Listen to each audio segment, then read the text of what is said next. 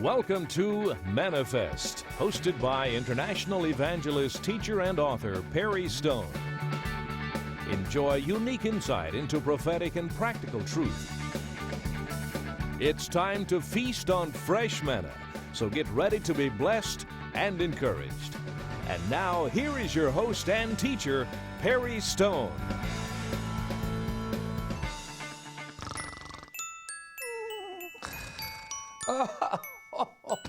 Well, what about it, folks? Caught me snoring. Studying the Word, fell asleep. Well, no, honestly, we did that on purpose. But I kind of was settling down there for a long winter nap. You know, winter is so odd because it really does put you in this kind of like a mood of just chilling out. You know, the cold outside. When we grew up in the southwestern part of Virginia and also West Virginia. At my grandparents' house every December, we would go up there and it would snow. Now, when you're a kid, you love snow, but as you get older, you kind of dread the stuff. You know what I'm saying? I mean, your kids are out playing in it, and you're afraid they're going to get a cold. When you used to play in it, you didn't care if you got a cold. Things change, don't they, over the years? But this is a special week. This is when we do a special, what we call a Christmas special for all of our programmers and all of our television stations. Let me just tell you where I am right now. I happen to be in the OCI office. This is the office where I come to work and study and pray. Been working on about 3 different books for the year 2014, and wanted to just let you know that this is a very, very quiet place. I enjoy it very, very much. But let me tell you something. There's something going on in another room here with my wife, Pam. That's why I wanted to do this special.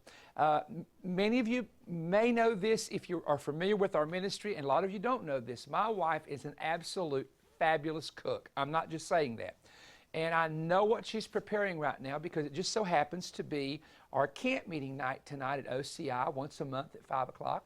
And she does cooking. She does chicken and dumplings, and she does pot pies as well as homemade vegetable soup. And we run out immediately. The multitudes come in and they want Pam's food. She's incredible. So here's what we're going to do. We're going to go over here, going to sneak into the kitchen. I'm going to take you the back way through the building, and we're going to sneak into the kitchen area, and I'm going to show you some things back here that's going on. And also, we're going to take you to the hospitality room, give you a little idea of what the hospitality room is. You know, when we have our big conferences, like next year, it'll be Reformation in January, Warrior Fest in March, International Prophecy Conference in April. By the way, all of those you can participate in. But this is where we will be hosting our guests, where we have meals, we have fellowship with them. Got to show you something, though, and I hope this shows up on the camera. You'll probably get the camera reflection in the window, but right out here is a prayer garden. And this was built so that we could go outside and just pray. There is no top. There is no roof in that prayer garden. And you just sit there in the chairs. There's not a lot of room to walk, but we really, really enjoy that. Pastor Mark Casto, our pastor here at OCI, enjoys that. And so this is a great, great place for that. Now, what I'm going to do over here, I'm going to have to take my own bowl because I've been in that kitchen enough to know they don't have bowls in there to eat from. So somewhere, look at there, hit it right on the head. Somewhere here is a bowl, all right? Somewhere here in one of these drawers, it's definitely not that one. Here we go, soup spoon. Because I happen to know what's in there cooking. It's Pam's homemade vegetable soup, all right? So let's go in here. Here we go. We'll go in the kitchen now. I can hear her talking. Hey, now don't come in here, we're busy. We want food. No, I want food. I want food. I want food. Listen, we haven't even cooked it yet. All right. I know about what you're doing, but I want you to explain to folks what you are doing now. What are you cooking? What are you making? Well, right now we are making chicken pot pies. We are getting in the Christmas spirit around here, and we've decided tonight is camp meeting service, and we're going to make chicken pot pies to sell in the cafe. How many do you have? How many do you make? Oh, I think today we are making about 80. Really? Yep. Now, let me say something to you. Everybody who has eaten these have said to me and to the staff, they might be the best they've ever had. Really? No, I'm serious. I'm not just saying that. And Tammy knows, and all these others will know. It's just the truth. Now, I'm not going to ask you what your recipe is. I saw you do something, though, here, and you said that's the secret of making it taste good. Don't tell them. We do not want to give the secret away. Otherwise, somebody owning a restaurant could copy this. That's And right. it could really do good, okay? Okay. But let me ask you something. This is what I think. I think that because you make them fresh, they're not frozen, that is a secret. That's Could that be a possible. secret? That is a secret. But you got to get some good chicken stock too. See, now she's Cooking giving your it- chicken, you got to get some good stock. Now, I tell y'all something. You two ladies, Molly's here and Tammy's here. Y'all tell me if I'm wrong on this. Everybody, like Karen Wheaton and Judy Jacobs, every year we have them over our house in December, and you cook for them, and they go on and on all year long They go on and about. on. Really, they do. Now, they're not just saying that. I mean, I eat your cooking. Your specialty though is lasagna. There's no question about that. That I think, you know, most lasagna. Y'all excuse me while we talk about this. Most lasagna in restaurants for me is runny and too tomatoey, and it's, you know, and then but you have almost no runny. I don't know what you did, how you did that. Lots of beef, runny. lots of different kinds of cheese. It's the best. Pam Stone could have a cooking program that would be more popular than Manifest. No cooking program. But she says she's never No going to have time. one. That's the biggest thing. She has no time. Now, everybody talks about your soup. Yes. All right. I see that you brought your bowl with I you. brought my bowl. So dip me Okay. some out. Let me see if I can get you no, some that's a soup. spatula. You gonna get it with a spatula? Oh yeah, it'll be fine. No, I think I No, have to no, have you're not one. going I to. have You got to go something. get. Now, I've never watched her make this, but there's something she does. What do you call that? I don't call that sauce in a vegetable soup. What is that? The broth? The broth, yeah. The broth. And it is. Look, I hope you guys at home have already eaten, and the fans got to come on while I'm doing a Manifest telecast right here. Wouldn't you know it? But let me see this right here. All right, is that now? You're offering that at the cafe, right? I tell you what we're going to have to do. I didn't plan on this, but I think we're going to have to go out to the cafe and show everybody what we're talking about here. All right, let me test Okay, this. so just leave so we can finish the pot pies, and we'll What? meet you in the cafe in a little bit. Is it good? That's real good. I like the is it broth? Is that what you call it? Broth. I don't know what you do to that. I don't know. Hang on. It's a secret. My I know. secret I know, recipe. but it tastes a lot like Grandma Baby's. Did you get this from her? Do you remember? I don't remember. Grandma Baby. Okay. Wait a minute. I got to finish. Grandma, you said don't talk with food in your mouth. You always get me. Hang on. That's true. Wait a minute.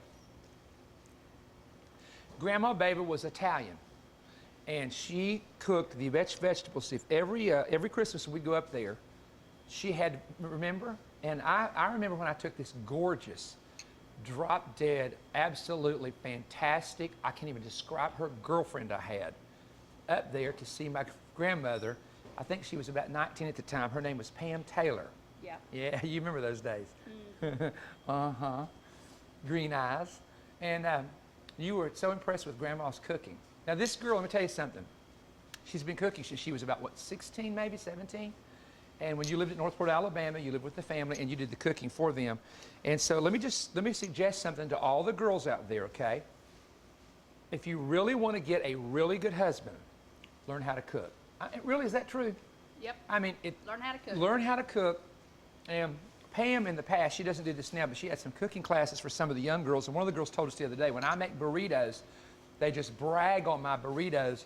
And I have to tell them, they call her Mama P, Mama Pam. Mama P means Mama Pam. They said, Mama P is the one that taught us how to cook. But I want to say something to you. You guys do a great job.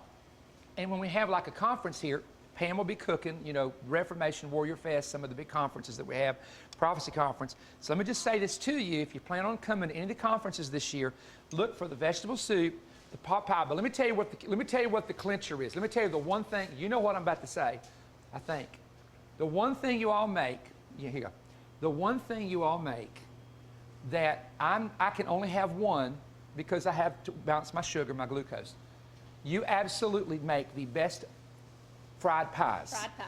that I have ever had since I was a kid. When my dad pastored in Big Stone Gap, Virginia, I was a little boy, and the women used to fry pies to raise money for the church. Remember those days? Yes. And they would put like peaches, and they would put apples, but they were fresh. You know, they'd cut them up, they'd Right. make Cook our apples, right. cook our own apples. Just let me tell you something. Can I put you on the spot?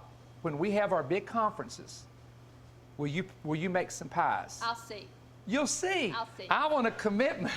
I don't want to, I'll see. Give me a commitment. I got to have a commitment here. You know. Okay, I Okay. know you got to get back to work. Okay, We got we gotta church get in an this- hour and 15 minutes. Yes. You got some cooking? Got some cooking Can I already. look? Can I smell? Sure. Can I open this or not? Well, that's hot. I better not. I don't know if I can. Think it. They're about ready to come out. Son, Charlie, you ought to see this thing right here. Want me to take some out? This is what she loves doing. I mean, during the holidays, whether it's Thanksgiving or whether it's Christmas or whether it's, you know, when we get time off, she loves to cook. I'm going to tell my story real quick. Can I come over and stand beside you while I tell my story? You okay? All right. Here's my story. Somebody's phone's ringing. We'll get that. All right. When we would have like our ministry events, our main events, Pam would always, in the hotel room, because some of these rooms had no kitchen, they had no suite, we would have double rooms together. She would put up tables, and she literally would cook food. People didn't go to, you know, the restaurants. She cooked the food, had sandwiches and had soup and cooked food. And it really took her, in my opinion, it took her away from the services. In other words, I wanted her to be blessed by being in the service. Never will forget where it happened. It was in Dalton, Georgia, at our main event, and we had a nice room there, and you were cooking, and we'd have 25 to 30 people, all staff people or the musicians that were singing. We would have them in the room. I got real upset because I said, Pam, this is taking away from church. You quit doing this. We'll just help these people to get their food, and you can be in the services. And I remember there was this real disappointment that came on her face. She says, but you don't understand, I enjoy doing this. I said, yes, but, and I was complaining about it. I went into the room. This happened just like I'm telling you. I went into the room, and the Spirit of the Lord convicted me. And He said, this is your wife's ministry. And I said, ministry? How can cooking be a ministry? And the scripture that came back to me is Mary and Martha. Martha was cumbered with cares, was upset because Mary wasn't in the kitchen, but Mary was at the feet of Jesus. That's the scripture I was using. And the Lord spoke to me and said, no, you have to remember, somebody had to cook. Not everybody could sit at the feet of Jesus. Somebody had to cook the meals. So it wasn't that Martha was rebuked for cooking. It was at that moment Jesus was doing a teaching, and it would, you know, so He began to talk to me about that. And I went back and apologized to her because I realized something, that her ministry is to minister to people with the gift she has, which is cooking food. That's called in the Bible, in my opinion, a ministry of helps. A ministry of helps. The Greek word helps is relief. So, you know, that's an experience that I had to go through with my wife, and she still loves, I mean, when we have a conference, she'll come back here for a day or two, and she'll be cooking, and then she goes out there in the cafe. In fact, we had a conference a while back with Judy Jacobs and some of our black sisters. I'm telling you, you know what they said? They said, Sister Pam's got to have black in her somewhere to cook chicken pies like that. They were cracking me up. But the thing about it is, they were so impressed, they came to us and said, we can't believe that First Lady Pam is in this kitchen. You know, because most First Lady in the black churches is the honoring the pastor's wife or the minister's wife, if you're not familiar with that. And, you know, the thing that I got to thinking about is, that's what makes you who you are. Because she's got to be involved. She picks up these girls for drama practice. She does all these wonderful things. And, you know, she wrote a book a while back. If you didn't give her a book, go to the website and get it. I just want to throw that in there. But thank you so much. I can't touch your hands because you okay, I got my have gloves to on. keep them sanctified with all this food. But can I have a kiss right Sure. here? Go ahead.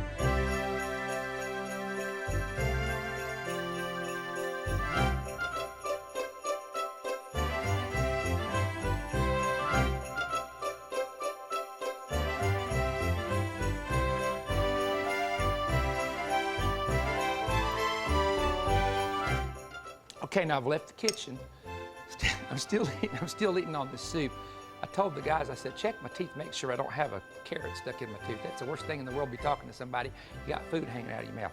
But this is actually good. Now this is what we were talking about with Pam about the cafe part, where we have the cafe, you know, on our Tuesday night services, Thursday night during our mentoring and also our prayer meeting.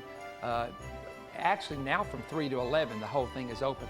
I tell you something that's real cool is in this room is we have some of the fastest Wi-Fi in town, and a lot of the college kids come and they hook up. We've got 24 hookups on a what we call it a computer bar. It's not a bar like people think of a bar, but it's like a computer center, and they can actually 24 students just in one spot can study and plug their computers up. And you know, that's something I felt like we needed to do to help the youth and give them a place to go to. And I'm gonna come back here in the back behind the counter. All right, now look, right here's a problem. Here's the problem. Because, you know, I have to watch my sugar levels and glucose levels. But see this right here? Now, there would have been a day, and I know what you health folks are going to say. Don't eat those. I know.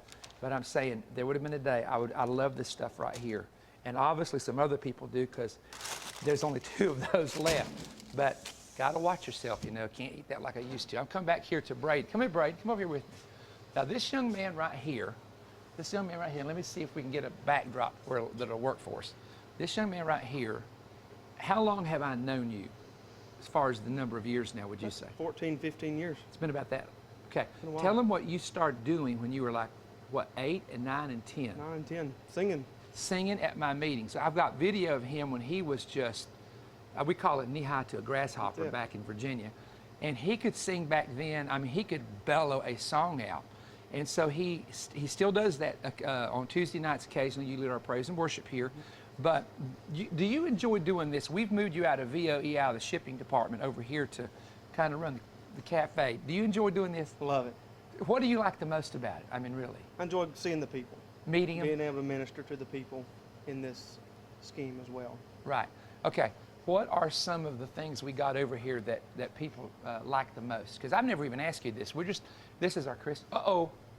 Uh-oh. Come here. Come on in, Mama. Hurry up. Come on in. Look what she's bringing, Drayden. Oh, you know. Okay. Now let me ask you something. Look at this. Am I blowing smoke when I say to you that people go crazy over this? No, they went crazy. I mean, Crazy. They love them. But I don't know. It's just good. Look at that. Y'all making me hungry. Did you save me one? I'll save you one. Okay, you definitely Brayden, gotta the rest save are coming. That's 4 Okay. to start with. See, Mama taking care of things around here. Mama taking care of things. Yeah, it's a hoot. All right, now, tell me again real quick about some of the things that people enjoy. I'm just curious. Of course, Miss Pam's homemade treats, goodies. We've got a wide array of coffees, cappuccinos, lattes, homemade desserts, pastries. Okay, let me ask you this. I was telling the people, and I think I did this to encourage some women who say, I can't do anything, I don't have a gift. My wife cooks. That's her ministry. Right. She blesses people through that. How do you view just this? I mean, you don't view this. I know you don't view this just as a job. You're coming over here 8 hours a day, keeping this open. How do you see this as a ministry? I mean, do people talk to you? Do you get to talk about their problems, that kind of thing? Definitely. As we're making their coffees, they share about their day, share about their life. I ask them about their life, able to minister to them in times that they need.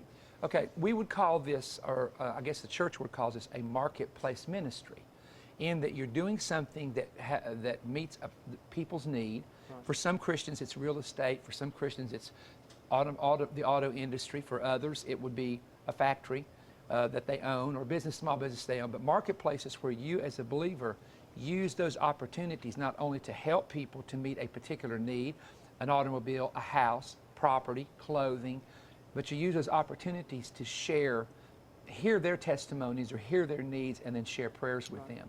I know that one of the things the church has lacked, in my opinion, over the years, that we had years ago growing up, is just what they call fellowship. Right. And fellowship was basically where you would get together with other people. Sometimes after church, you'd go out to eat. Before church, you'd go out to eat, and you just sit around and talk about God and pray for each other. And I think one of the things when we put the OCI plan together, one of the things we wanted to do was build this, because we wanted there to be a place for people to come and fellowship, to hang out together, to get to know each other, because God made you for relationships. Right. And this time of year is one of those times of years, the week of what's called traditional Christmas. Now, some of our partners celebrate Hanukkah, some celebrate Christmas, some don't celebrate either one, some don't celebrate Christmas. We don't argue with people about that. That's working out your own salvation with fear and trembling, or your own opinion of things. But I will tell you this time of year is when people who have lost loved ones miss those relationships. And so I want to suggest to all of you who are out there that if you have a loved one, a husband, maybe you're up there in years, or a family member that went to be with the Lord, and you're going to miss them this year. I miss my dad. Dad's been gone 3 years, and just this time, you think more about him, because he was always there, and all the memories we made, got a lot of videotape we made. But what you need to do is look for someone to minister to. Look for someone in need. Look for someone who needs help. Look for someone who's just down. And then minister to that person, which in return will minister to you. Years ago, a couple lost a baby girl. Tragically, I say a baby girl, she was about 9 years of age.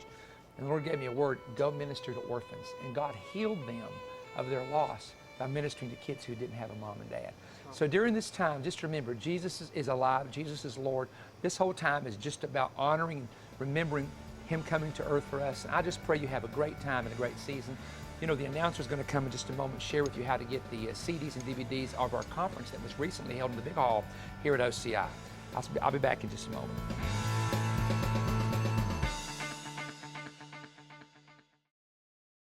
Perry Stone is now making available the audio CDs and DVDs from this year's main event. You too can experience the same life-changing revelations from the Word of God, just as the thousands who attended did when you see and hear the 9 messages from the 2013 Main Event Conference. Perry's illustrated sermon, Living the Life of a Four-Faced Christian, What a Cherub Can Teach You About Walking with God, was the most requested message in the 36-year history of the ministry. Using the golden menorah, Perry reveals where we are living in prophetic time in his sermon, Prophetic Mysteries Concealed in the Menorah. Everyone must hear the insights on how Satan attempts to rewire your brain during temptation, and how temptation releases chemical responses and impacts the spirit, heart, and brain. In Perry's message, What Happened to My Brain When the Tempter Came? Also hear the stunning prophetic message as Perry released a warning for America and its leaders in his sermon, Gambling with Israel's Covenant. Perry also explains the dueling prophecies of the 3 end-time religions in the dynamic expose, When Crescents, Crosses, and Stars Collide. See biblical proof that Christ is the Messiah and discover how the recent uprisings in the Middle East are a part of Islamic expectations and prophecies to unite a final Islamic kingdom. On the DVD, you will be able to see pictures of the 3 unusual apparitions that have stirred the Middle East into its present condition. You will enjoy these 5 new messages by Perry, as well as 4 powerful messages by other anointed speakers. Tony Scott's revelation on the kingdom ignited a new motivation in the attendees. Tommy Bates delivered a right now word, as did Mark Casto. People were unable to remain in their seats as Randy Caldwell preached the house down in his message, He's the Best I Have Ever Seen. You may order by calling 1-888-21-BREAD.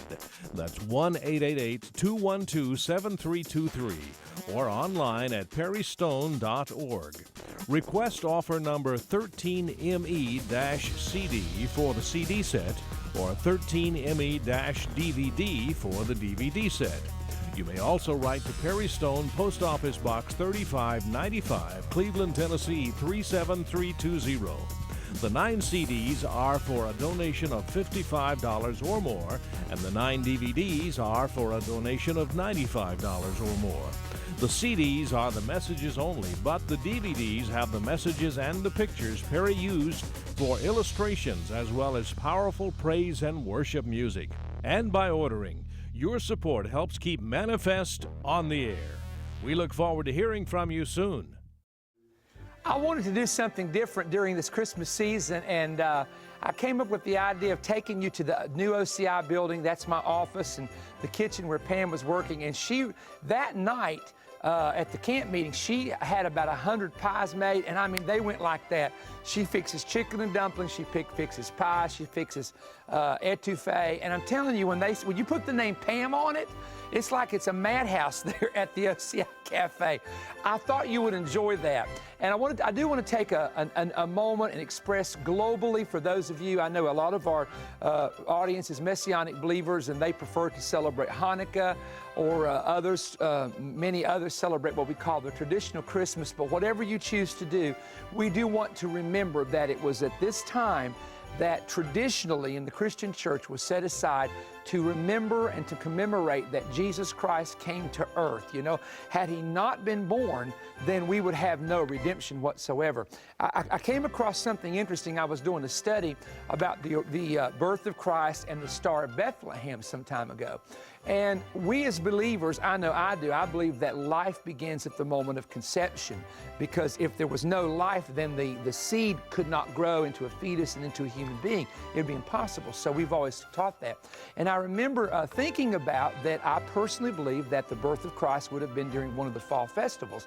But if you back it back 9 months, it takes you to approximately the time of Hanukkah that would have been celebrated about the time of its conception, which would have been around the last week of December. So I thought that was very interesting. That's something you can research or chew on or believe it or don't believe it. You know, it's up to you, because no one can be certain. But we do know that this is a time that we set aside to honor the Lord. I hope that you get to spend time with your loved ones, your closest friends, people that are dear to you.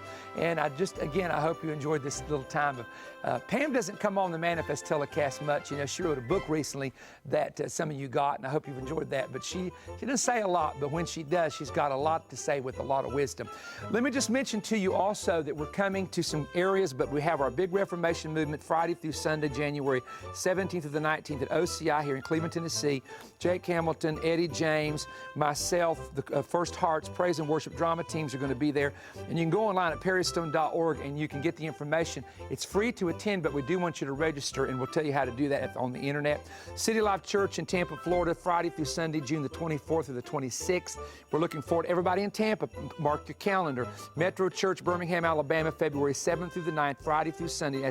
All these have 2 services on Saturday, by the way.